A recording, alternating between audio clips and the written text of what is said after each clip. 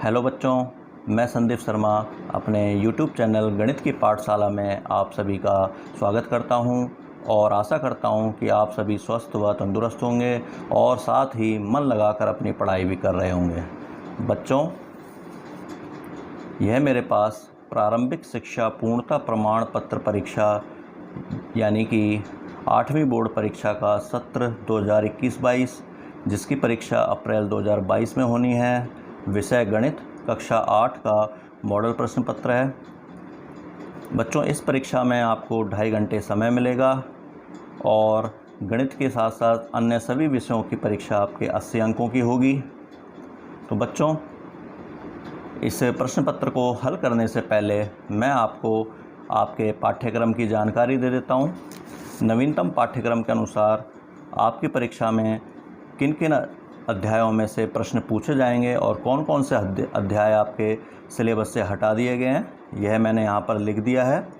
देखिए, 8th board परीक्षा 2022 हेतु अध्यायवार अंक विभाजन, यह आप देख सकते हैं। तो आपकी पुस्तक का जो पहला अध्याय है परिमेय संख्या, उसमें से 6 अंकों के प्रश्न आपकी परीक्षा में पूछे जाएंगे। अध्याय 2 एक चर वाले रैखिक समीकरण, इसमें से 8 अंकों के प्रश्न पूछे जाएंगे। अध्याय 3 चतुर्भुजों को समझना, इसमें से 6 अंकों के प्रश्न आपकी परीक्षा में पूछे जाएंगे। अध्याय 4 प्रायोगिक ज्यामिति, इसे आपके सिलेबस से हटा दिया गया है। अध्याय 5 आंकड़ों का प्रबंधन 8 अंकों का है। अध्याय 6 वर्ग और वर्गमूल 6 अंकों का है। अध्याय 7 घन और घनमूल 4 अंकों का है। अध्याय 8 राशियों की तुलना 7 अंकों का है। अध्याय 9 बीजीय व्यंजक एवं सर्वसमीकाएँ 8 अंकों का है। अध्याय 10 ठोस आकारों का चित्रण, यह आपके सिलेबस से हटा दिया गया है। अध्याय 11 क्षेत्रमिति, यह भी आपके सिलेबस से हटा दिया गया है।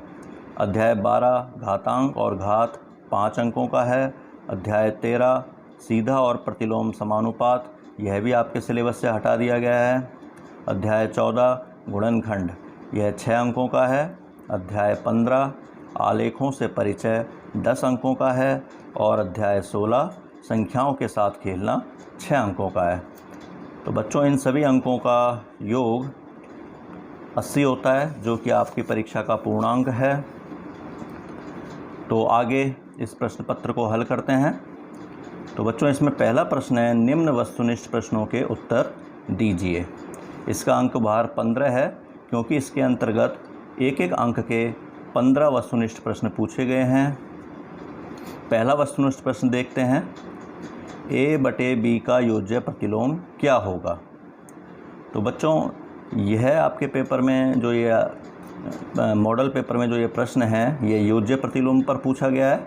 इसके अलावा आपकी परीक्षा में योज्य तत्समक, गुणात्मक तत्समक और योज्य प्रतिलोम और गुणात्मक प्रतिलोम पर प्रश्न पूछे जाते हैं।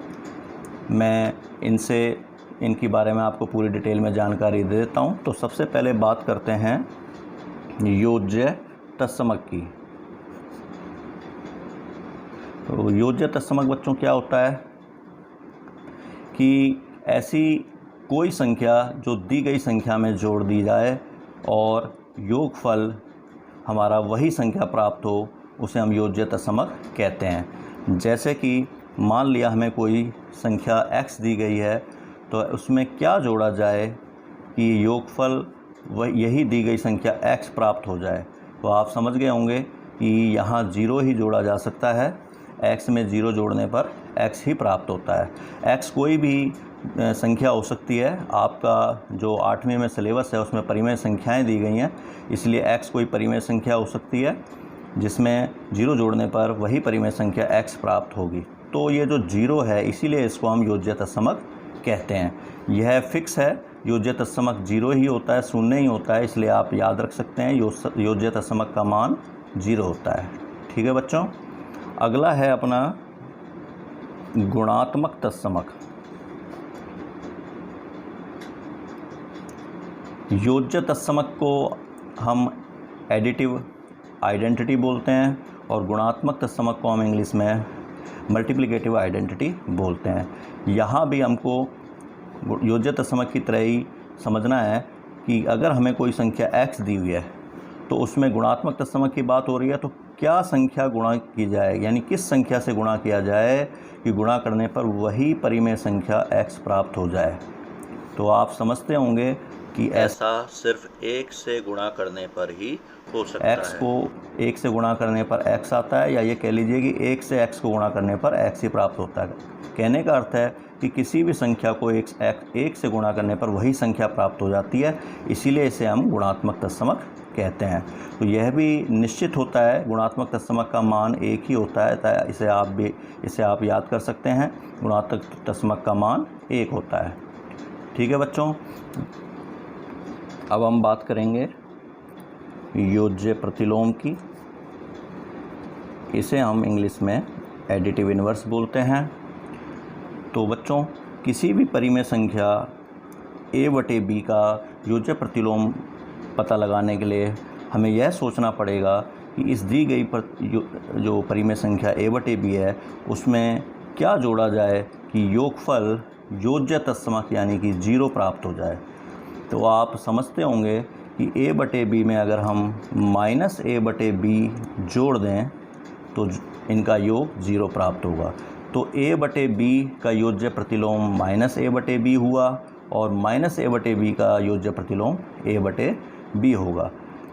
जैसे कि अगर हमें कोई परिमेय संख्या 2/3 दी है तो उसका योज्य प्रतिलोम -2/3 होगा, और अगर -2/3 हमें कोई परिमेय संख्या दी हुई है तो उसका योज्य प्रतिलोम 2/3 होगा। कुल मिलाकर आप यह कह सकते हैं कि किसी भी दी गई परिमेय संख्या का योज्य प्रतिलोम ज्ञात करने के लिए हमें वही परिमेय संख्या लिखनी है, किंतु विपरीत चिन्ह लेते हुए। यानी कि अगर हमें परिमेय संख्या प्लस में दी हुई है तो उसका योज्य प्रतिलोम वही संख्या माइनस का चिन्ह लेते हुए होगी, और अगर हमें दी गई परिमेय संख्या माइनस में दी हुई है जैसे -2/3, तो उसका योज्य प्रतिलोम वही संख्या 2/3 किंतु माइनस का विपरीत चिन्ह प्लस लेते हुए होगी। ठीक है बच्चों, अब इसके आगे हम समझेंगे गुणात्मक प्रतिलोम। तो गुणात्मक प्रतिलोम, इसे हम इंग्लिश में मल्टीप्लिकेटिव इन्वर्स बोलते हैं। किसी भी परिमेय संख्या a/b में गुणात्मक प्रतिलोम है तो क्या गुणा किया जाए कि हमें गुणात्मक तत्समक यानी कि 1 प्राप्त हो जाए। तो आप यहाँ भी समझते होंगे कि ऐसा a/b में b/a का गुणा करने पर ही होगा, क्योंकि b से b एक बार और a से a एक बार कटने पर 1 × 1 1 प्राप्त होता है। तो a/b का गुणात्मक प्रतिलोम b/a होगा और b/a का गुणात्मक प्रतिलोम a/b होगा। जैसे कि अगर हमसे पूछा जाए कि 7/15 का गुणात्मक प्रतिलोम क्या होगा, तो वह हम लिखेंगे 15/7, और 15/7 का गुणात्मक प्रतिलोम होगा 7/15। यहाँ भी कुल मिलाकर समझने की बात यह है कि गुणात्मक प्रतिलोम में चिन्ह नहीं बदलता है। अगर संख्या प्लस में है तो प्लस में ही रहेगी, माइनस में है तो माइनस में ही रहेगी। किंतु अगर हम परिमेय संख्या में को भिन्न के तौर पर लें, वैसे परिमेय संख्या और भिन्न में अंतर होता है, वह मैं कभी आपको बाद में समझाऊंगा। तो बटे के ऊपर की संख्या को अगर हम अंश मानते हैं जैसे कि भिन्न में होता है, और बटे के नीचे की संख्या को हर मानते हैं, तो गुणात्मक प्रतिलोम करने पर अंश को हर में और हर को अंश में बदल देते हैं। तो यह गुणात्मक प्रतिलोम हुआ। तो बच्चों, अब आप इस प्रश्न का जवाब दे पाएंगे, a/b का योज्य प्रतिलोम। तो योज्य प्रतिलोम पूछा है तो वह होगा, जैसा कि मैंने कहा था कि संख्या वही रहेगी a/b, लेकिन चिन्ह बदल जाएगा तो प्लस का माइनस हो जाएगा, तो उत्तर हुआ b -a/b। ठीक है बच्चों, दूसरा सवाल है 3x = 21 में x का मान क्या होगा। तो इसे मैं आपको हल करके बता देता हूँ। दूसरा प्रश्न 3x = 21। तो पक्षांतरण के नियमों से आप समझते होंगे, समीकरण में यह समीकरण है। x का मान ज्ञात करने के लिए हमें इस 3 का जो x के साथ गुणा है इसका पक्षांतरण करना होगा। तो यह दूसरे पक्ष में आने पर गुणा की राशि भाग में चली जाती है, तो भाग हो जाएगा 21/3। तो 3 से हम 21 को काट देंगे 7 बार, तो x बराबर हुआ 7। ठीक है बच्चों, तो यह हमारा उत्तर है x बराबर 7a। अगला प्रश्न है तीसरा, रैखिक समीकरण में चर की अधिकतम घात होती है, यानी क्या होती है। तो रैखिक समीकरण किसे कहते हैं, पहले हमें यह समझना होगा। रैखिक समीकरण ऐसा समीकरण होता है जिसमें सभी चरों की, चाहे वो एक से अधिक चरों वाला समीकरण है, सभी चरों की अधिकतम घात 1 होती है। ठीक है बच्चों, तो यही पूछा गया है कि रैखिक समीकरण में चर की अधिकतम घात क्या होती है। तो इसका उत्तर होगा B1। चौथा प्रश्न है, चतुर्भुज के आमने सामने के बिंदुओं, यानी बिंदुओं से मतलब है शीर्षों, चतुर्भुज के आमने सामने के शीर्षों को मिलाने वाली रेखा को क्या कहते हैं। तो आप यह समझते होंगे कि किसी भी चतुर्भुज की, ये जैसे मैंने एक चतुर्भुज बनाया है ABCD, तो इनके आप अगर क्रमागत शीर्षों को मिलाओगे या आसन्न शीर्षों को मिलाओगे तो इससे भुजा प्राप्त होती है। जैसे A को B से शीर्ष से मिलाने पर AB भुजा प्राप्त होगी, A को उसके क्रमागत शीर्ष या आसन्न शीर्ष D से मिलाने पर AD भुजा प्राप्त होगी। किंतु सम्मुख शीर्षों को मिला दिया जाए, जैसे A को C से, तो यह जो रेखाखंड है इसको हम क्या कहते हैं, आप सभी जानते होंगे, विकर्ण बोलते हैं। ऐसे ही B को सम्मुख शीर्ष D से मिला दिया जाए, यानी आमने सामने के शीर्षों B और D को मिला दिया जाए तो दूसरा विकर्ण BD प्राप्त होगा। तो इन्हें हम विकर्ण कहते हैं। चतुर्भुज के आमने सामने के शीर्षों को मिलाने वाली रेखाखंड को विकर्ण कहते हैं। उत्तर हुआ A। पांचवा प्रश्न है, समांतर चतुर्भुज में सम्मुख भुजाएं होती हैं, मतलब सम्मुख भुजाओं में क्या संबंध होता है। तो कोई अनुपात नहीं है, ये आपने पढ़ा होगा, समांतर चतुर्भुज की सम्मुख भुजाएं बराबर होती हैं। तो उत्तर है D। छठा प्रश्न है, निम्न में से पूर्ण वर्ग संख्या नहीं है। अब ये प्रश्न यहाँ दिया हुआ है, इसके लिए तो आपको कुछ वर्ग संख्याएं या पूर्ण वर्ग संख्याएं याद रखनी पड़ेंगी। जैसे कि 2025 यह 45 का वर्ग होता है, 441 21 का वर्ग होता है, 81 9 का वर्ग होता है। लेकिन जो 79 है 79, वह किसी भी संख्या की वर्ग संख्या नहीं है, मतलब कि किसी भी संख्या को उसी संख्या से 2 बार गुणा करने पर 79 नहीं आता है, अतः 79 वो पूर्ण वर्ग संख्या नहीं है। इसके स्थान पर बच्चों आपके लिए परीक्षा में कुछ इसी से मिलते जुलते कुछ और प्रश्न पूछे जा सकते हैं, वह मैं आपको बता देता हूँ कि पूर्ण वर्ग संख्या की पहचान पर आधारित कुछ प्रश्न आते हैं। तो आपको ध्यान रखना है कि किसी भी पूर्ण वर्ग संख्या का इकाई अंक 2, 3, 7 और 8 नहीं होता है। ठीक है, किसी भी पूर्ण वर्ग संख्या का इकाई अंक 2, 3, 7 या 8 नहीं होता है। अगर आपके 4 ऑप्शन दिए हुए हैं, उनमें किसी संख्या का इकाई अंक 2 है या 3 है या 7 है या 8 है, तो वह पूर्ण वर्ग संख्या नहीं होगी। जैसे कि मैं लिख रहा हूँ आपके लिए 622 ऐसे कोई संख्या लिखी है मैंने, इसमें इकाई अंक 2 है, तो यह पूर्ण वर्ग संख्या नहीं हो सकती। इसी प्रकार से कोई संख्या अगर 400 मैंने 27 लिख दिया, यहाँ इकाई अंक 7 है, तो यह भी पूर्ण वर्ग संख्या नहीं होगी। तो आपको ध्यान रखना है, पूर्ण वर्ग संख्या का इकाई अंक 2, 3, 7 या 8 नहीं होता है। तो आप इससे सीधे ही उत्तर देखकर ही बता सकते हैं कि कौन सी संख्या, दी गई संख्याओं में से कौन सी संख्या पूर्ण वर्ग संख्या नहीं है। ठीक है बच्चों, तो यहाँ हमारा उत्तर C79 हुआ। अगले प्रश्न की ओर बढ़ते हैं। अगला प्रश्न है, निम्न में से किस संख्या की वर्ग संख्या के अंत में 1 आएगा। अंत में मतलब इकाई स्थान पर 1 आएगा। तो इसका पता करने के लिए हमें पूरी संख्या का वर्ग ज्ञात करने की आवश्यकता नहीं है, हम दी गई संख्या का सिर्फ इकाई अंक का वर्ग करेंगे। जैसे यहाँ 109 में इकाई अंक 9 है, उसका वर्ग करने पर 81 होगा, 9 का वर्ग 81 होता है, और 81 का इकाई अंक 1 है, तो फिर 109 का वर्ग करने पर जो वर्ग संख्या प्राप्त होगी उसका इकाई अंक भी 1 ही होगा। और यही हमसे प्रश्न में पूछा गया है कि किस संख्या की वर्ग संख्या के अंत में 1 आएगा, तो उत्तर हुआ A। बाकी अगर हम ध्यान दें, B में हमें संख्या दी गई है 82, 82 में इकाई अंक है 2 जिसका वर्ग होगा 4, तो 82 की वर्ग संख्या का इकाई अंक भी 4 होगा। 77 में इकाई अंक 7 है, 7 का वर्ग करने पर 49 आएगा। 49 का इकाई अंक 9 है तो 77 की वर्ग संख्या का इकाई अंक भी 9 ही होगा। संख्या 123 में इकाई अंक 3 है, 3 का वर्ग 9 होता है, तो फिर 123 का वर्ग करने पर जो संख्या प्राप्त होगी उसका इकाई अंक भी 9 ही होगा। तो ठीक है बच्चों, आपको ये समझ में आ गया होगा। आगे बढ़ते हैं। 8वां प्रश्न है 120 का 80% होगा, यानी कितना होगा 120 का 80%, ये हमें पता लगाना है। तो इसे मैं आपको बताता हूँ किस तरह से करना है। तो 120 का 80% हमें ज्ञात करना है, तो हम 120 लिखेंगे, का के स्थान पर हम गुणा लिखेंगे और 80 और प्रतिशत, जब भी हम प्रतिशत लिखते हैं, हटाते हैं, प्रतिशत ज्ञात करते हैं तो बटे में हमें 100 लिखना पड़ता है, क्योंकि प्रतिशत का अर्थ है प्रत्येक 100 पर, यानी 100 में से कितना। तो 120 का 80% यानी 100 में से 80, तो 100 में से 80 को कैसे लिखते हैं, 80/100। तो जब भी हम प्रतिशत का चिन्ह हटाते हैं या प्रतिशत ज्ञात करना होता है तो हमें बटे में 100 लिखना पड़ता है। तो अब इसे हल करेंगे, 0 से 0 कट जाएगा, 0 से 0 कट जाएगा, तो 12 × 8 करेंगे तो 12 × 8 = 96। तो 96 इसका उत्तर होगा। 120 का 80% होगा 96, यानी 8वें का उत्तर हुआ सी। ठीक है बच्चों, और आगे हल करते हैं प्रश्नों को।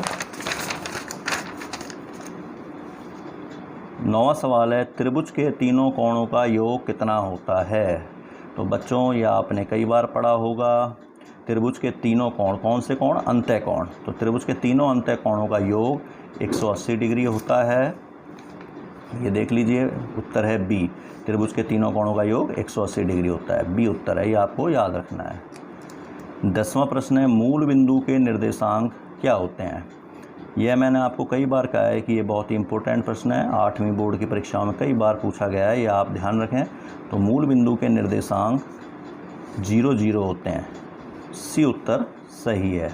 यह निर्देशांक ज्यामिति में से प्रश्न पूछा गया है, ग्राफ जो आपका चैप्टर है ग्राफ वाला, आलेख वाला, उसमें से यह प्रश्न है। तो मूल बिंदु के निर्देशांक 0 0 होते हैं। ठीक है। 11वां प्रश्न है 6xy तथा 4x² का गुणनफल है। तो ये दो एक पदीय बीजीय व्यंजक हैं, इनका गुणा करके हमें उत्तर बताना है। तो ये कैसे होता है ये मैं आपको बता देता हूँ। 6xy × 4x², इनका गुणा करना है। तो बच्चों बीजीय व्यंजकों को गुणा करते वक्त हम सबसे पहले संख्यात्मक जो राशि है या संख्यात्मक भाग है उसका गुणा करेंगे, यानी 6 का 4 से गुणा करेंगे। तो 6 × 4 यानी 6 चौके 24 आएगा। और चर राशियों का गुणा करते वक्त अगर समान चर हैं तो उनकी गुणा करने पर घात जुड़ जाती हैं। यहाँ x 1 घात में है और यहाँ x 2 घात में है, तो गुणा करने पर x की घातांक 3 हो जाएगा। और y का किसी में गुणा नहीं हुआ है, या ये कहिए कि चर y ऐसा का ऐसे ही लिख दिया जाएगा, क्योंकि यहाँ y वाला कोई पद नहीं है। तो गुणा करने पर आया 24x³ y। तो उत्तर है आपका A, 24x³ y। ठीक है बच्चों। अगला प्रश्न है 12वां प्रश्न, 5/6 × 5/6 × 5/6 × 5/6। इसका उत्तर यानी घातांक रूप में इसका उत्तर क्या होगा ये पूछा गया है। तो आप जानते होंगे कि किसी भी राशि को जितनी बार गुणा किया जाता है उतनी उसकी घातांक हो जाती है। तो 5/6 को 4 बार गुणा किया गया है, तो 5/6 की घातांक 4 इसका उत्तर होगा, यानी उत्तर है बी। ठीक है बच्चों। 13वां प्रश्न है a - b का होल स्क्वायर, इसका प्रसार लिखिए। तो यह मानक सर्वसमीका है। आपके कक्षा 8 के सिलेबस में 3 मानक सर्वसमीकाएँ दी हुई हैं, उनमें से एक मानक सर्वसमीका जिस पर यह सवाल पूछा गया है वह इस प्रकार है, a - b का होल स्क्वायर बराबर a² - 2ab + b²। ये आपको सर्वसमीकाएँ याद रखनी चाहिए, ये आगे भी आपके काम आएंगी। एक और मानक सर्वसमीका आपके 8वीं के सिलेबस में दी गई है, a + b का होल स्क्वायर। तो यह होता है, इसका प्रसार है a² + 2ab plus b square. आप देख रहे होंगे दोनों लगभग एक जैसी ही हैं सर्व समीकरणाएँ। यहाँ a माइनस बी का होल स्क्वायर पूछा गया है और यहाँ a प्लस बी का होल स्क्वायर पूछा गया है। तो माइनस और प्लस दोनों ही होल स्क्वायर के सूत्रों में a स्क्वायर और b स्क्वायर वाले पद तो दोनों ही धनात्मक होते हैं, किंतु 2ab वाला पद माइनस वाले फॉर्मूले में माइनस होता है और प्लस वाले फॉर्मूले में प्लस होता है। तो इस तरह से आप दोनों इन सर्व समीकरणों को याद कर सकते हैं। एक तीसरी सर्व समीकरण और है, इसे भी मैं यहाँ बता देता हूँ, क्योंकि इनमें से किसी भी सर्व समीकरण पर आधारित यहाँ प्रश्न पूछा जा सकता है। तो वह सर्व समीकरण है a प्लस बी गुणा a माइनस बी बराबर ये होता है इसका प्रसार a square minus b square. यानी कोई भी दो पद हों, समान पद, और एक बार उसमें प्लस के चिन्ह के साथ और एक बार माइनस के चिन्ह लिया जाए और उनका आपस में गुणा किया जाए, तो बराबर में हमें वह दोनों पदों का वर्ग उनका अंतर होता है, यानी दोनों पदों के वर्गों का अंतर हो जाता है। ठीक है बच्चों, तो आपको ये तीनों ही सर्व समीकरणाएँ याद रखनी है। तो पहली सर्व समीकरण जो है, ये जो प्रश्न में दी गई सर्व समीकरण a माइनस बी का होल स्क्वायर, ये आप समझ गए होंगे, इसका आंसर होगा D, a square minus 2ab plus b square. देखिए कंफ्यूज करने के लिए a square plus 2ab plus b square भी यहाँ पर है, लेकिन जैसा कि मैंने बताया यह a प्लस बी के होल स्क्वायर का प्रसार है। ठीक है बच्चों, अब है 14वां प्रश्न, दो अंकों की संख्या ab को क्या लिख सकते हैं। तो बच्चों आपने चौथी पाँचवीं क्लास में कोई संख्या विस्तारित रूप में लिखना सीखा होगा। जैसे मैंने यहाँ एक संख्या लिखी है 23, इसको मैं विस्तारित रूप में अगर लिखना चाहूँ तो इस तरह से लिख सकता हूँ, 2 गुणा, पहले मैं इसे 20 प्लस 3 लिख सकता हूँ और फिर 20 को मैं 2 गुणा 10 लिख के प्लस 3 कर सकता हूँ। यानी कि अगर कोई दो अंकीय संख्या है तो उसमें हम जो इकाई अंक है उसे एज इट इज़ रहने देते हैं और उसमें जो दहाई अंक है उसको 10 से गुणा करके जोड़ देते हैं, तो हमें वह संख्या प्राप्त हो जाती है। 2 गुणा 10 20 प्लस 3 23। अगर इसी प्रकार से अगर हमें 3 अंकीय संख्याओं के बारे में पूछा जाए तो उसका विस्तारित रूप इस प्रकार से होता है। जैसे मान लिया हमारे पास कोई 3 अंकीय संख्या है 456, तो हम इसे इस तरह से लिख सकते हैं विस्तारित रूप में, 400 प्लस 50 प्लस 6। अब 400 को मैं लिख सकता हूँ 4 गुणा 100 प्लस 50 को लिख सकते हैं 50 गुणा 10 प्लस 6 को 6 ही लिख देंगे। तो इस यहाँ क्या हुआ है कि सैकड़े के अंक जो 4 है उसको 100 से गुणा किया गया, प्लस दहाई के अंक 5 को 10 से गुणा किया गया और प्लस इकाई अंक 6 लिख दिया गया। तो इस प्रकार से हम विस्तारित रूप में संख्याओं को लिखते हैं। तो यही किसी संख्या 2 अंकीय या 3 अंकीय संख्याओं का व्यापक रूप में लिखने का भी तरीका होता है। अब मान लिया जैसे हमारे पास कोई 2 अंकीय संख्या AB है, ध्यान रखें यह बीजगणित में लिखा गया है AB, ठीक है, यहाँ A और B का गुणा नहीं हुआ है, यहाँ इकाई अंक B और दहाई अंक A लिखा गया है। किंतु संख्याओं में ऐसा नहीं होता है। अगर हम कोई 2 अंकीय संख्या 57 लिख रहे हैं तो 5 7 35 नहीं होती है, ठीक है। तो यहाँ मैं बीजीय रूप में 2 अंकीय संख्या AB को इस तरह से लिख सकता हूँ, जैसे कि मैंने बताया था कि दहाई के अंक को 10 से गुणा करेंगे तो यहाँ दहाई अंक A है तो उसको 10 से गुणा करने पर 10A आएगा, प्लस उसमें इकाई अंक जैसे हमने जोड़ा था ऐसे यहाँ B जोड़ देंगे तो 10A प्लस B। तो कोई 2 अंकीय संख्या जिसका इकाई अंक B हो और दहाई अंक A हो उसे हम 10A प्लस B लिख सकते हैं। ठीक इसी प्रकार से कोई 3 अंकीय संख्या ABC है जिसका इकाई अंक C, दहाई अंक B और सैकड़े का अंक A हो, तो उसे हम व्यापक रूप में सैकड़े के अंक को A को 100 से गुणा करेंगे 100A प्लस दहाई अंक B को 10 से गुणा करके 10 भी लिखेंगे और इकाई अंक C को उसमें जोड़ देंगे। तो इस प्रकार से 3 अंकीय संख्या ABC को हम व्यापक रूप में 100A plus 10B plus C लिख सकते हैं। तो बच्चों इसी आधार पे आप अब इस प्रश्न का जवाब दे सकते हैं कि 2 अंकों की संख्या AB को हम क्या लिख सकते हैं व्यापक रूप में। तो दहाई अंक यहाँ A है तो इसको 10 से गुणा करेंगे 10A और इकाई अंक B को जोड़ देंगे तो 10A प्लस B उत्तर प्राप्त होगा जो कि उत्तर A है। ठीक है बच्चों, अगला प्रश्न है 15वां प्रश्न, 15/16 XYZ में XYZ का गुणांक क्या है। तो एक्स वाई जेड का गुणांक पूछा गया है, तो एक्स वाई जेड को छोड़कर जो भी साथ में एक्स वाई जेड के गुणा हैं, जैसे कि यहाँ 15/16, वही एक्स वाई जेड का गुणांक होगा। तो उत्तर हुआ आपका बी 15/16।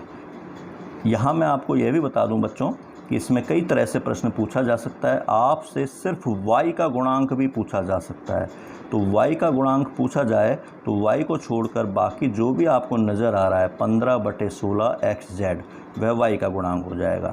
अगर हमसे xz का गुणांक पूछा जाए तो xz को छोड़कर 15/16 y जो हमें नज़र आ रहा है वह xz का गुणांक होगा। अगर z का गुणांक पूछा जाए तो z को हमें ध्यान नहीं देना है, उसको छोड़कर जो हमें नज़र आ रहा है 15/16 xy, वह z का गुणांक हो जाएगा। इस प्रकार से हमसे किसी भी चर का गुणांक पूछा जाए, एक चर का, दो चरों का या तीनों चरों का, हम उसका गुणांक ज्ञात कर सकते हैं। ठीक है बच्चों। अब दूसरा प्रश्न दिया है रिक्त स्थानों की पूर्ति करो। इसमें पहला सवाल है समीकरणों में सदैव का चिन्ह प्रयोग होता है, यानी कौन सा चिन्ह प्रयोग होता है समीकरणों में। तो आपको पता होगा कि समीकरणों में हमेशा बराबर का चिन्ह प्रयोग होता है। आप या तो इस प्रकार से बराबर का निशान बना दीजिए, चिन्ह बना दीजिए, या हिंदी में बराबर या समता लिख दीजिए। ठीक है, सदैव समता का चिन्ह या बराबर का चिन्ह प्रयोग होता है समीकरणों में। दूसरा प्रश्न है वर्ग संख्याओं के अंत में शून्यों की संख्या केवल होती है। तो किसी भी वर्ग संख्या का जो वर्ग होता है उसमें शून्यों की संख्या हमेशा सम होती है, यानी वर्ग संख्या के अंत में या तो 2 जीरो हो सकते हैं, या 4 जीरो, या 6 या 8, इस प्रकार से शून्यों की संख्या सम होती है, विषम नहीं हो सकती। ठीक है बच्चों, तो इसका उत्तर होगा वर्ग संख्या के अंत में शून्यों की संख्या केवल सम होती है। तीसरा प्रश्न है ब्याज का संयोजन होने पर ब्याज की दर आधी हो जाती है, यानी ब्याज का संयोजन किस प्रकार से हो, वार्षिक या अर्धवार्षिक या त्रैमासिक, की ब्याज की दर आधी हो। तो यह भी आपने पढ़ा होगा कि ब्याज का संयोजन अर्धवार्षिक यानी छमाही होने पर ब्याज की दर आधी हो जाती है, क्योंकि ब्याज की दर वार्षिक होती है। अगर ब्याज हमें वार्षिक तौर पर 10% वार्षिक ब्याज मिलता है, अगर मान लीजिए कोई हम उदाहरण लेते हैं 10% वार्षिक ब्याज है, तो यानी इसका अर्थ है कि वर्ष में यानी एक साल में प्रतिशत यानी 100 रुपये पर 10 रुपये ब्याज होता है। तो फिर अर्धवर्ष में आप समझ जाएंगे कि अर्धवर्ष में हमें 100 रुपये पर 5 रुपये ही ब्याज मिलेगा। तो इस प्रकार अर्धवार्षिक जो दर है वह 5% हो जाएगी।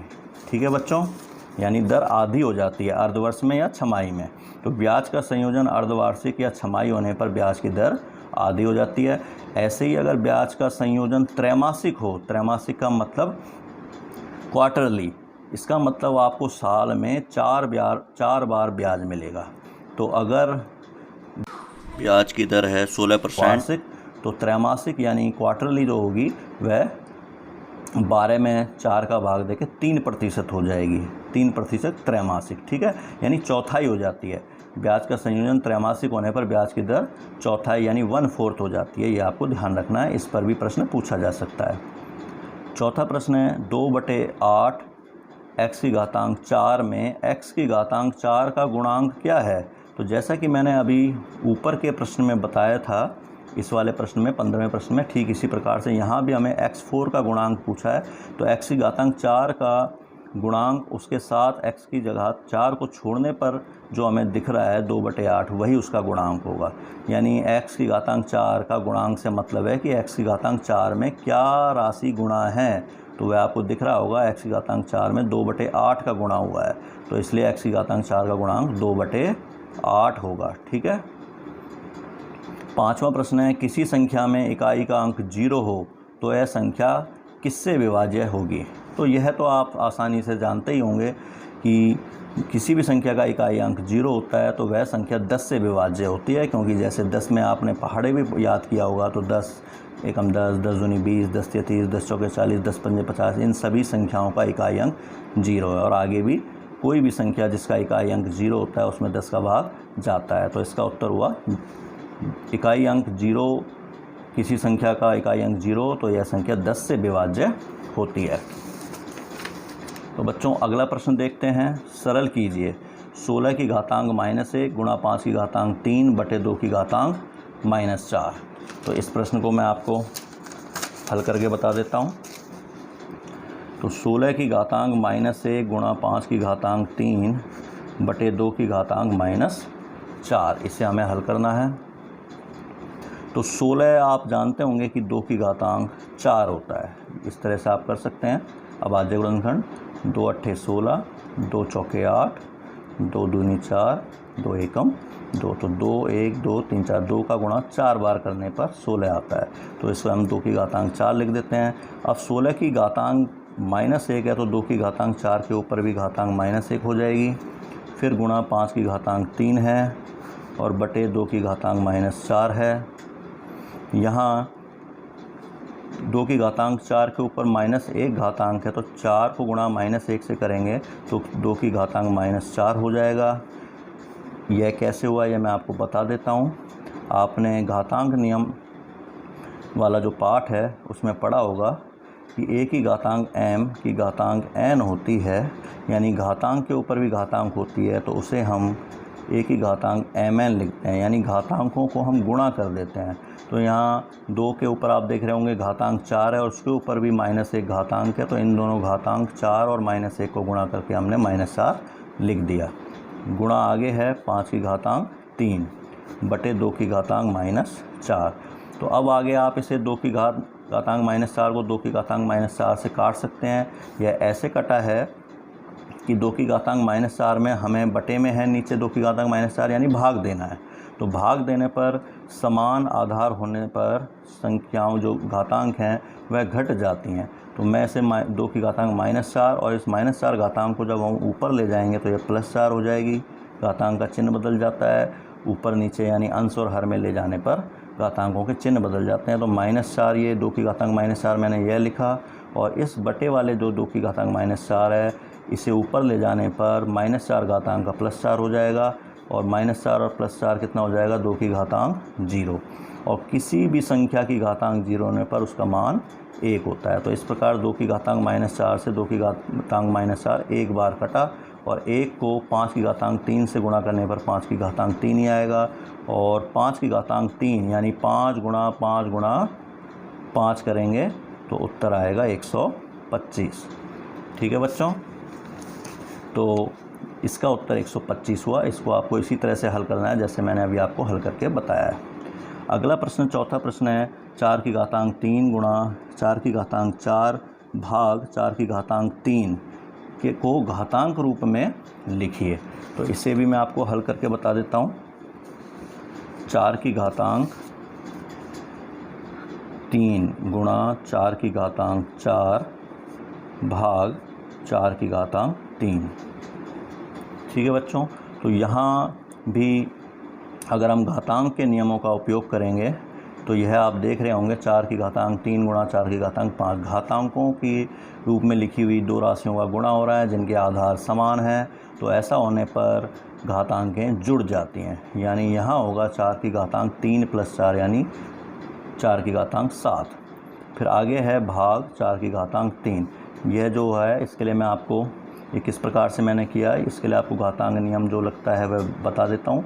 a की घातांक m गुणा a की घातांक n, यानी समान आधार वाली घातांकीय राशियों का गुणा करने पर घातांकें जुड़ जाती हैं। तो यह हो जाता है बराबर a की घातांक m + n। जैसे 4 की घातांक 3 गुणा 4 की घातांक 4 में 4 आधार समान था तो हमने आधार 4 लिखकर उनकी घातांकों 3 और 4 को जोड़कर 3 + 4 7 लिखा।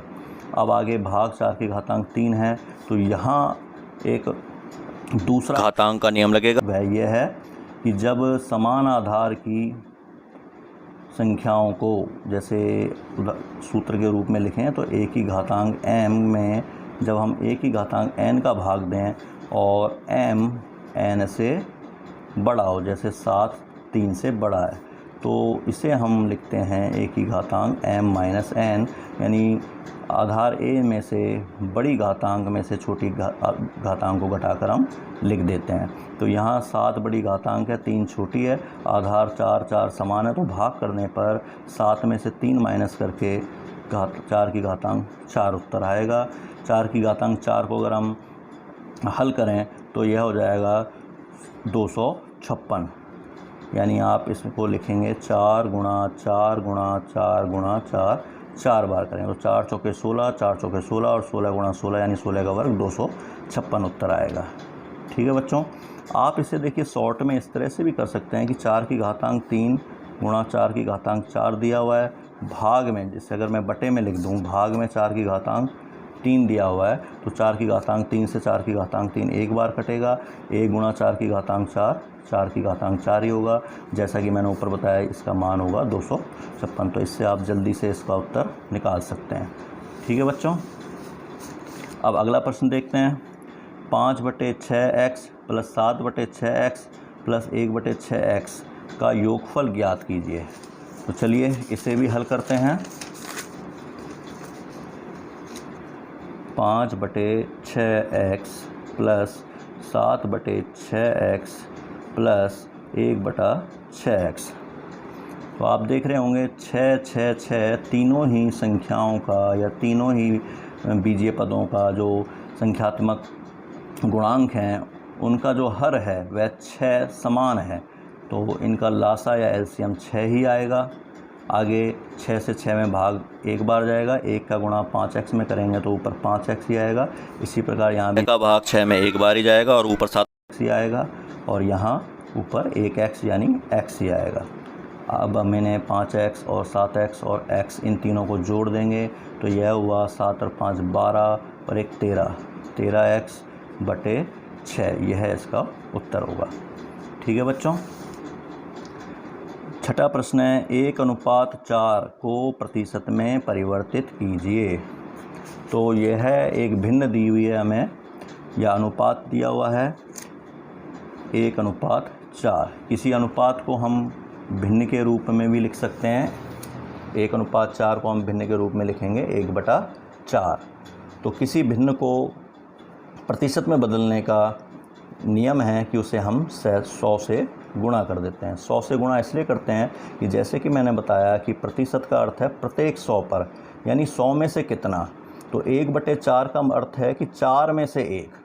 तो 4 में से 1 हमें पता है कि 4 में से 1 है, तो 100 में से कितना होगा यह पता लगाने के लिए हम 100 से गुणा कर देंगे। तो आपको याद रखना है कि किसी भी अनुपात को या भिन्न को प्रतिशत में बदलने के लिए 100 का गुणा किया जाता है। तो यहाँ 4 का भाग हम 100 में देंगे तो 25 बार कटेगा, 25 चौके 100 होता है और 25 से कम 25। तो 1:4 या 1/4 का जो प्रतिशत है वह होगा बराबर 25%। ठीक है, 1/4 को हम 25% भी कह सकते हैं। ठीक है बच्चों, अगला प्रश्न है 7वां 8000 का घनमूल अभाज्य गुणनखंड द्वारा ज्ञात कीजिए। तो 8000 का घनमूल अभाज्य गुणनखंड विधि द्वारा हमें ज्ञात करना है। तो यह मैं आपको बताता हूँ किस प्रकार से होगा। 8000 के हम अभाज्य गुणनखंड करेंगे तो सबसे छोटी अभाज्य संख्या यानी कि 2 से हम भाग देना शुरू करेंगे। 2 का भाग 8000 में देना है तो 2 का भाग 8 में जाएगा 4 बार, 3 0 का 3 0 लिख देंगे। तो इस प्रकार 2 का भाग 8000 में गया 4000 बार। ऐसे ही 2 का भाग 4000 में जाएगा 2000 बार, फिर 2 का भाग 2000 में जाएगा 1000 बार, फिर 2 का भाग अगर हम 1000 में देंगे तो जाएगा 500 बार। अब इससे आप भाग दे के भी कर सकते हैं, जैसे 2 पंजे 10 हुआ, 2 0 आ गई। बाकी आप 2 से भाग देने का अर्थ समझिए कि 2 से भाग देने का मतलब होता है आधा करना। तो इस तरह से आप करेंगे तो आप सीधे सीधे जल्दी से कर सकते हैं कि 2 का भाग 8000 में दिया यानी 8000 का आधा 4000, फिर 2 का भाग 4000 में यानी 4000 का आधा 2000, फिर 2000 का आधा 1000, 1000 का आधा 500, फिर 2 का भाग जब 500 में देंगे तो 500 का आधा यानी 250 हो जाएगा। फिर 2 का भाग 250 में देंगे तो 250 का आधा 125 हो जाएगा। अब बच्चों यहाँ देखिए 5 आ गया है इकाई स्थान पर, और जिस संख्या का इकाई अंक 5 होता है उसमें 2 का भाग नहीं जाता है। यह आपने विभाज्यता के या भाजकता के नियमों में पढ़ा होगा। अब इकाई अंक 5 है तो क्या इसमें 3 का भाग जाएगा? तो इसके लिए हम क्या करेंगे, इसके तीनों अंकों का योग करेंगे। 2 और 1 3 और 5 8। अंकों का योग 8 है तो 3 का भाग नहीं जा सकता। यह मैं आपको समझाने के लिए बता रहा हूँ। तो आप वैसे समझ गए होंगे कि इकाई अंक 5 है तो 5 का भाग ही जाएगा। तो अब हम अभाज्य संख्या 5 से 125 में भाग देंगे तो 5 का भाग 12 में देंगे, 5 दूनी 10, 2 शेष बचेगा, 2 और 5 25 हो जाएगा, 5 का भाग 25 में देंगे, 5 पंजे 25, तो 5 का भाग 125 में 25 बार गया, फिर 5 का भाग 25 में 5 बार जाएगा, फिर 5 का 5 में 1 बार भाग जाएगा। तो इस प्रकार से 8000 के जो अभाज्य गुणनखंड हैं वह हुए 2 गुणा 2 गुणा 2 गुणा, ये कितनी बार है, 1 2 3 4 5 6 बार, तो 2 गुणा 2 गुणा 2 गुणा 2 गुणा 2 गुणा 2, फिर आगे 5 भी 3 बार गुणा है, 5 गुणा 5 गुणा 5। तो यह 8000 के अभाज्य गुणनखंड में है बच्चों। अगर हमें 8000 का घनमूल निकालना है, ये घनमूल का चिन्ह होता है, वर्गमूल के चिन्ह के आगे अगर छोटा 3 लिख दिया जाए तो वह घनमूल का चिन्ह होता है। तो घनमूल के लिए हम क्या करते हैं बच्चों, अभाज्य गुणनखंड जो हैं तो एक ही प्रकार के अभाज्य गुणनखंडों के हम 3 के समूह बनाते हैं। जैसे अभाज्य गुणनखंड 2 की बात करें तो 2 को 3 बार लेने पर यह एक समूह बना, ऐसे अभाज्य गुणनखंड 2 के 3 का समूह एक और बन गया, और 5 अभाज्य गुणनखंड जो है उसका एक समूह बना। तो हर समूह से हमें अभाज्य संख्या जो है उसको एक बार लिखना है।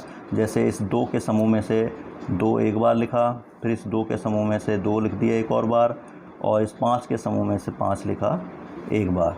अब इनका गुणा करने पर 2 दूनी 4 और 4 पंजे 20 आएगा। तो 8000 का घनमूल हुआ 20। यह आपको 2 अंक का प्रश्न दिया गया है। देखिए ये मैं आपको बता देता हूँ, ये रहा 7वां प्रश्न। तो इसलिए आपको इससे इस प्रकार से हल करना है। अन्यथा अगर यह ऑब्जेक्टिव टाइप क्वेश्चन यानी बहुविकल्पीय प्रश्न में आता है तो आप 8000 का घनमूल सीधा ही निकाल सकते हैं 20। वह कैसे कि 8 का घनमूल अगर आपको याद हो, यानी ऐसी संख्या जिसको 3 बार गुणा करने पर 8 आए तो वह 2 होती है। 2 गुणा 2 गुणा 2 8 होता है, इसलिए 8 का घनमूल 2 हुआ। और घनमूल में 3 जीरो के स्थान पर घनमूल करने पर हम 1 जीरो लिखते हैं, तो 8000 का घनमूल 20 सीधा ही आप ज्ञात कर सकते हैं। इस प्रकार से वैसे आप उत्तर की जांच कर सकते हैं। ठीक है बच्चों, अगला प्रश्न है 42 का वर्ग ज्ञात कीजिए। अब देखिए 42 का वर्ग से मतलब है, आप सोच रहे होंगे कि 42 गुणा 42 करके हम 42 का वर्ग निकाल लेंगे, लेकिन यह जो प्रश्न है आपकी जो प्रश्नावली है अध्याय जो वर्ग वाला अध्याय वर्ग और वर्गमूल उसमें से लिया गया है, और वहाँ 42 के वर्ग को जिस तरह से निकाला गया है बताया गया है वह मैं आपको समझा रहा हूँ, और आपको परीक्षा में भी उसी तरह से इस प्रश्न को करना है। क्योंकि 42 गुणा 42 करके अगर आप वर्ग ज्ञात करेंगे तो आपको 2 अंक नहीं मिलेंगे। 2 अंक लेने के लिए आपको इसे विस्तार से जिस प्रकार से आपके पुस्तक में अध्याय जो वर्ग और वर्गमूल वाला है उसमें समझाया गया उसी तरह से वर्ग ज्ञात करना है। इसके लिए हम क्या करते हैं बच्चों, 42 को 2 ऐसे खंडों में बांटते हैं कि एक संख्या शून्य वाली हो, शून्यांत वाली, यानी जिसका अंत शून्य पर होता है। जैसे 40 प्लस 2, हम 42 को 40 प्लस 2 लिख सकते हैं। इसमें 40 शून्यांत संख्या है। ठीक है, आप नज़दीकी शून्यांत संख्या लीजिए। 42 40 के नज़दीक है तो इसे मैंने 40 प्लस 2 लिखा है। अगर यहाँ 47 या 48 होता तब हम इसे 48 होता तो 50 माइनस 2 लिख सकते थे, क्योंकि फिर 48 जो होता है वो 50 के नज़दीक हो जाता है। तब हम वहाँ अन्य सूत्र लगाते हैं। फ़िलहाल यहाँ इस प्रश्न को समझने के लिए हमें ध्यान देना है, यहाँ हमने इसे प्लस में तोड़ा है, 40 प्लस 2 का होल स्क्वायर लिखा है। तो यहाँ एक मानक सर्वसमीका जो आपने पढ़ी होगी a प्लस बी का होल स्क्वायर बराबर a square plus 2ab plus b square, इसका इस्तेमाल करना है।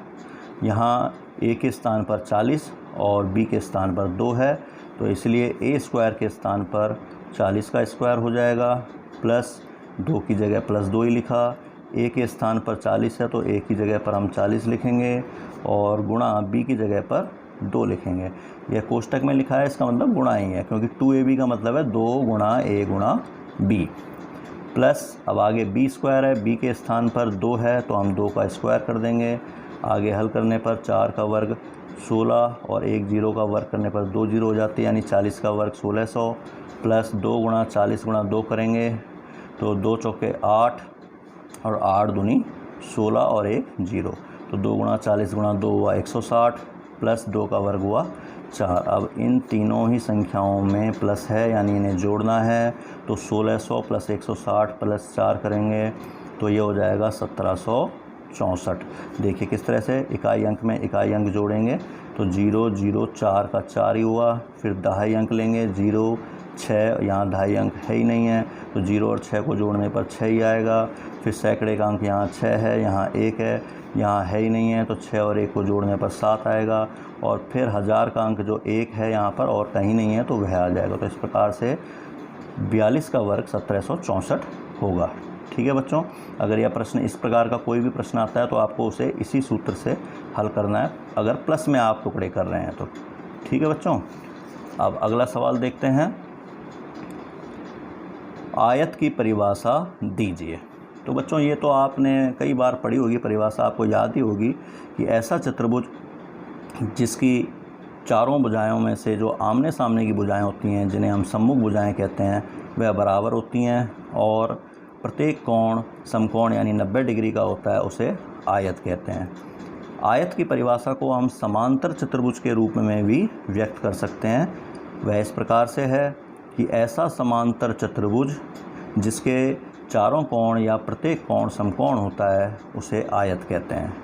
ठीक है बच्चों, आयत के बारे में आप थोड़ा बहुत पहले से ही जानते हैं, मैं उन्हें थोड़ा सा आपको रिवाइज़ करा देता हूँ ताकि कोई प्रश्न इसमें से आता है आयत से संबंधित तो आप उसका आंसर दे सकें। तो यह मैंने एक आयत ABCD बनाया है। प्रथम परिभाषा के अनुसार ऐसा चतुर्भुज जिसका प्रत्येक कोण समकोण होता है। ठीक है, आमने सामने की भुजाएं बराबर होती हैं और प्रत्येक कोण समकोण होता है, उसे आयत कहते हैं। वैसे पुस्तकों में इसकी ज़्यादातर परिभाषा समांतर चतुर्भुज के रूप में दी होती है, जैसा कि मैंने बताया ऐसा समांतर चतुर्भुज। अब ये समांतर चतुर्भुज क्यों है? क्योंकि समांतर चतुर्भुज किसे कहते हैं? जिसके आमने सामने की भुजाएं समांतर होती हैं, यानी सम्मुख भुजाओं के दोनों जोड़े समांतर होते हैं। जैसे ये सम्मुख भुजाओं का एक जोड़ा है, ये दोनों समांतर हों, और ये सम्मुख भुजाओं का दूसरा जोड़ा है, यह भी समांतर हों, तो यह समांतर चतुर्भुज हुआ। और यह एक विशेष प्रकार का समांतर चतुर्भुज है। आयत एक विशेष प्रकार का समांतर चतुर्भुज है जिसके चारों कोण समकोण होते हैं। ठीक है, इसके अलावा समांतर चतुर्भुज की अन्य विशेषताएं क्या हैं? आयत की अन्य विशेषताएं क्या हैं? समांतर चतुर्भुज वाली सभी विशेषताएं इसमें शामिल हैं। अन्य विशेषताओं में हम कह सकते हैं कि इसके दोनों विकर्ण बिल्कुल बराबर होते हैं, लंबाई में बराबर होते हैं, और समांतर चतुर्भुज की तरह इसके दोनों विकर्ण एक दूसरे को समद्विभाजित भी करते हैं। तो इस प्रकार जो विकर्णों के 4 हिस्से होंगे वे चारों हिस्से भी आपस में बराबर हो जाएंगे। ठीक है बच्चों, अब आगे बढ़ते हैं। अगला प्रश्न है कि एक समबाहुभुज की प्रत्येक आंतरिक कोण की माप ज्ञात कीजिए जिसकी 5 भुजाएं हैं। तो भुजाएं 5 दी हुई हैं। भुजाओं की संख्या जिसे हम n लिखते हैं वह हमें 5 दिया गया है। तो हमने ये पढ़ा है कि किसी भी बहुभुज के सभी बहुभुज के अंतः कोणों का योग, n भुजा वाले किसी बहुभुज के अंतः कोणों का योग n-2 गुणा 180 डिग्री होता है। ये सभी अंतः कोणों का योग है। और यहाँ इस प्रश्न में हमें समबाहुभुज की प्रत्येक आंतरिक कोण की माप ज्ञात करनी है। प्रत्येक यानी एक आंतरिक कोण कितना होगा। तो अगर यह समबाहुभुज है तो उसमें n भुजाएं हैं तो n ही कोण होंगे, और n कोणों का योग, अंतः कोणों का योग जब n-2 गुणा 180 डिग्री है तो प्रत्येक अंतः कोण, समबाहुभुज का प्रत्येक अंतः कोण कितना होगा? सभी कोणों के योग को कोणों की संख्या जो कि n है उससे भाग दे देंगे। तो यहाँ हमें n का मान 5 दिया हुआ है, तो n के स्थान पर 5 रखने पर n-2 की जगह 5-2 गुणा 180 डिग्री बटे 5 होगा। तो यह हुआ, 5 से हम 180 को काट देते हैं, 5 दिया 15 बचे 3, 30 हो गया, 5 का 30 यानी 36 डिग्री, और 5-2 होगा 3, तो 3 गुणा 36 डिग्री करेंगे, 3 छके 18 और यहाँ से लगी 1, 3 तिया 9 और 1 10, 108 डिग्री। तो यह जो बहुभुज है जिसकी 5 भुजाएं हैं वह समपंचभुज हुआ। समपंचभुज के प्रत्येक अंतः कोण का मान 108 डिग्री होगा। ठीक है बच्चों, अगला प्रश्न है 11वां प्रश्न, 2x - 3 बराबर x + 2 को हल कीजिए। तो कॉपी पर हल करते हैं। 2x - 3 बराबर x + 2। तो यहाँ पक्षांतरण करने पर इस x को जो चर है उसे LHS यानी बाईं तरफ ले आएंगे, तो ये प्लस में है तो बाईं तरफ लाने पर यह -x हो जाएगा। बराबर में +2 तो लिखा ही हुआ है, प्लस लिखना अब आवश्यक नहीं है।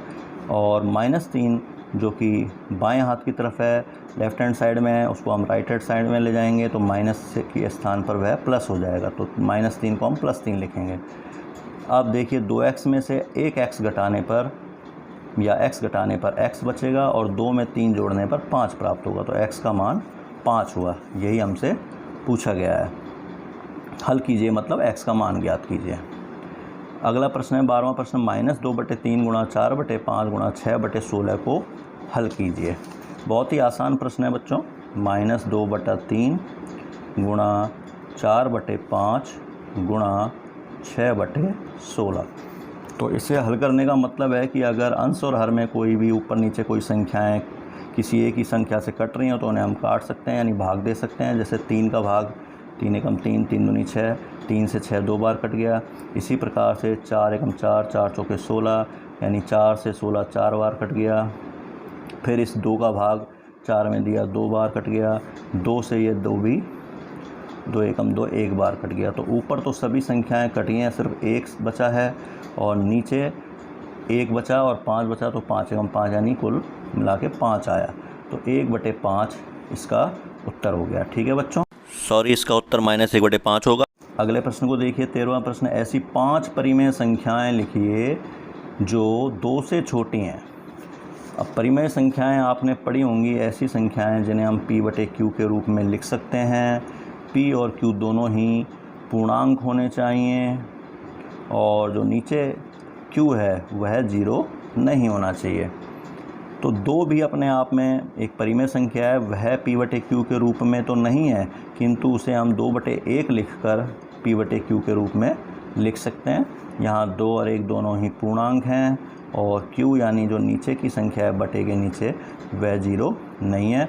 तो यानी 2 जो बराबर 2/1 लिखा है हमने वह एक परिमेय संख्या है। इससे छोटी परिमेय संख्या हमें लिखनी है।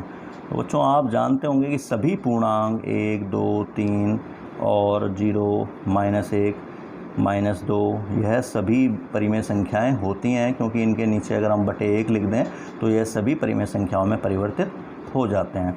तो हमें 2 से छोटी परिमेय संख्याएं लिखनी है तो हम सीधे 1 लिख सकते हैं, 2 से छोटा 0 लिख सकते हैं, -1 लिख सकते हैं, -2 लिख सकते हैं, -3 लिख सकते हैं। अब इसने कितनी पूछी हैं? 5 परिमेय संख्याएं पूछी हैं 2 से छोटी, तो यह 5 हो गई हैं। तो आप कोई भी 5 2 से छोटी कोई भी 2-5 परिमेय संख्याएं लिख सकते हैं। वह सारी माइनस की हो सकती हैं या 0 और 1 हो सकता है। ठीक है बच्चों, इसके बाद अगला प्रश्न है ऐसी 14वां प्रश्न, 3.02 × 10 -6 को सामान्य रूप में व्यक्त कीजिए। यह वैज्ञानिक रूप या मानक रूप में लिखा गया है, इसको हमें सामान्य रूप में लिखना है। तो देखिए किस प्रकार से लिखेंगे। 3.02 × 10 - 6, तो इसे हम लिख सकते हैं 3.02 बटे 10 -6 है, उसे बटे में लाने पर जो ऋण में जो घातांक हैं वो प्लस में बदल जाएगी, यानी धनात्मक हो जाएगी।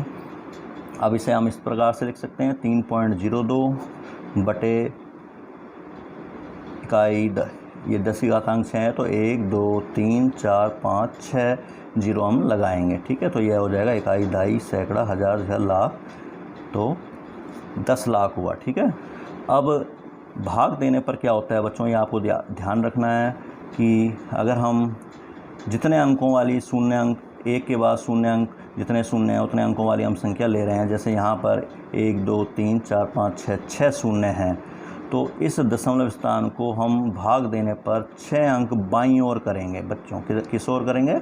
बाईं ओर। तो देखिए मैं पहले 302 लिख रहा हूँ बिना दशमलव के। अब दशमलव यहाँ पर था, इसको हम 6 अंक बाईं ओर ले जाएंगे तो 1 अंक तो यही हुआ, 1 2, और बाकी अंकों की कमी पूरी करने के लिए हम 0 लिखेंगे।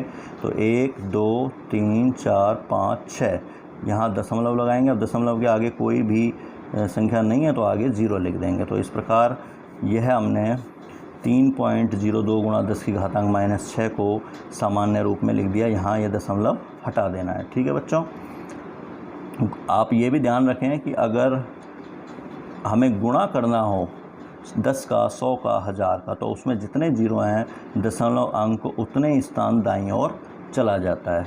यहाँ भाग देना था इसलिए हमने शून्यों की संख्या गिन ली, 1 2 3 4 5 6, तो दशमलव को 6 अंक हमने बाईं ओर कर दिया। भाग देने पर दशमलव स्थान बाईं ओर जाता है और गुणा करने पर दाईं ओर जाता है। ठीक है बच्चों, तो इसका उत्तर हुआ 0.00000302। अगला प्रश्न है 15वां प्रश्न, 8x - 3/3x = 2 को हल कीजिए। तो यह मैं आपको हल करके बता देता हूँ। 8x - 3/3x = 2। तो बच्चों अगर यहाँ 2 के बटे में हम 1 लिख दें तो अब इस यहाँ हम तिर्यक गुणा कर सकते हैं, या जिसे हम बज्र गुणन या क्रॉस मल्टीप्लिकेशन कहते हैं। तो 8x - 3 का 1 में गुणा होगा तो 8x - 3 ही आएगा, और 3x का गुणा 2 में होगा तो बराबर 3 दूनी 6x हो जाएगा। अब हम पक्षांतरण करेंगे सभी चर राशियों को, जैसे कि 6x है उनको हम लेफ़्ट हैंड साइड में ले लेते हैं, और जो अचर पद है -3 उसे राइट हैंड साइड में ले लेते हैं। तो 8x तो पहले से ही लेफ़्ट हैंड साइड में है, 6x को लेफ़्ट हैंड साइड में लेंगे तो प्लस के स्थान पर -6x हो जाएगा, और बराबर में जो -3 है वह राइट हैंड साइड में जाएगा तो -3 के स्थान पर +3 हो जाएगा। अब 8x में से 6x घटाएंगे तो 2x प्राप्त होगा और बराबर होगा 3। तो यहाँ से हमें x बराबर प्राप्त होगा 3/2, क्योंकि 2x में 2x के साथ गुणा है तो पक्षांतरण करने पर वह 3 के साथ भाग में आ जाएगा। ठीक है बच्चों, तो x बराबर 3/2 इसका उत्तर है। तो बच्चों समय काफ़ी ज़्यादा हो गया है, वीडियो लंबी हो रही है, तो हमने 15 प्रश्न हल कर लिए हैं। तो आगे के प्रश्न हम अन्य दूसरी जो वीडियो बनाएंगे उसमें हल करेंगे। तब तक आप इन प्रश्नों को अभ्यास कीजिए, इन प्रश्नों का बार बार दोहराकर। अगर आपने अभी तक मेरे चैनल को सब्सक्राइब नहीं किया है तो फटाफट से चैनल को सब्सक्राइब कर दें तथा साथ ही बेल आइकन यानी कि घंटी के निशान को टच करके ऑल वाले ऑप्शन को सेलेक्ट कर दें, ताकि आपको मेरी अगली आने वाली वीडियोस के नोटिफिकेशन समय पर मिलते रहें। तो बच्चों जल्दी ही अगली वीडियो में फिर मिलेंगे, तब तक के लिए बाय, जय हिंद, जय भारत।